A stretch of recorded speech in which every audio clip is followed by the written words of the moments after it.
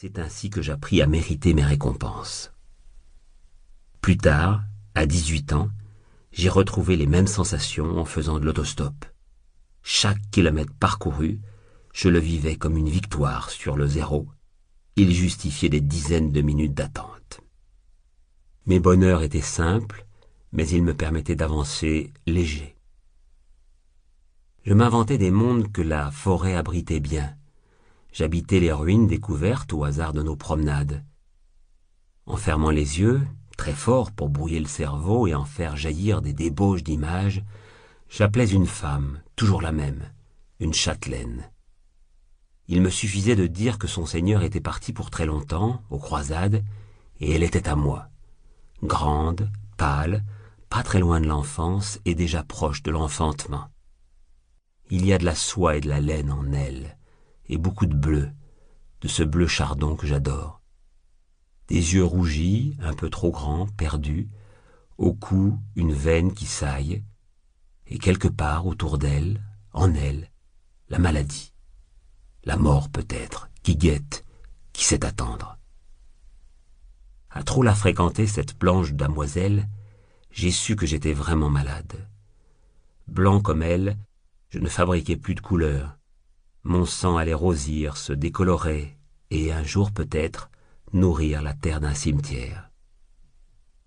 Un de ces soirs d'exaltation, fiévreux de fatigue, je me mis à grelotter. Après le bain et le dîner, mes résistances à bout sautèrent. Je pleurais comme jamais devant personne.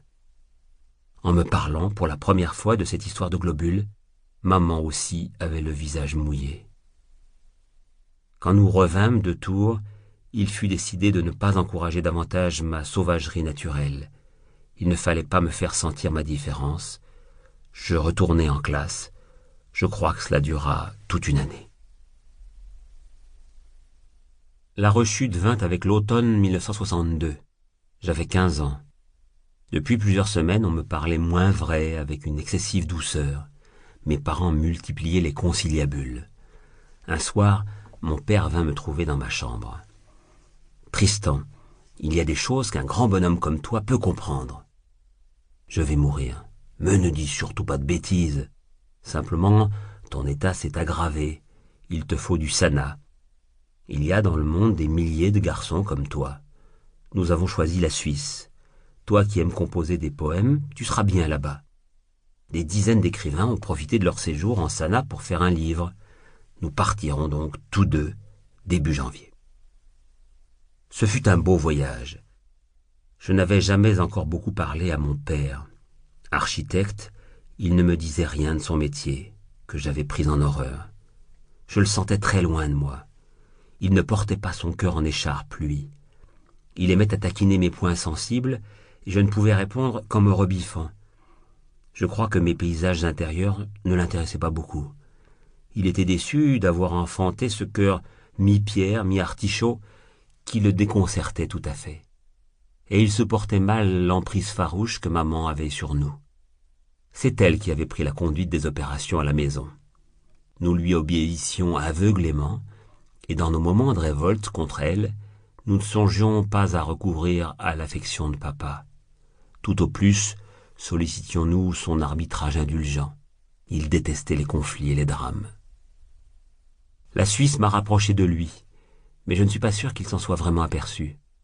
Il m'a beaucoup parlé de lui, de nous, de maman, un peu moins de moi parce qu'il ne savait sur quel terrain s'engager. Il m'a promené sur des lacs buissonniers. Nous nous sommes même arrêtés sans raison la nuit près de Constance. Lorsque vint le moment de nous quitter, je me sentis très oppressé. Jamais je n'avais tant aimé mon père. Jamais je ne lui avais si peu montré.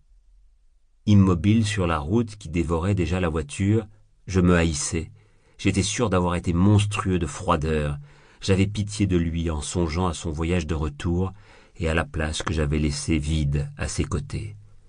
C'est évident, il allait me juger et dirait à ma mère « Décidément, rien ne le changera, il était temps que d'autres le prennent en main. » Pourtant, ce jour-là, sur la route, je n'ai pas agité la main pour lui dire au revoir.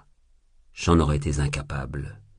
trop vieux déjà pour manifester des élans spontanés. Pour continuer à écouter ce livre audio gratuitement, cliquez sur le lien dans la description et vous pourrez l'écouter en entier sans frais grâce à l'essai de 30 jours d'Audible.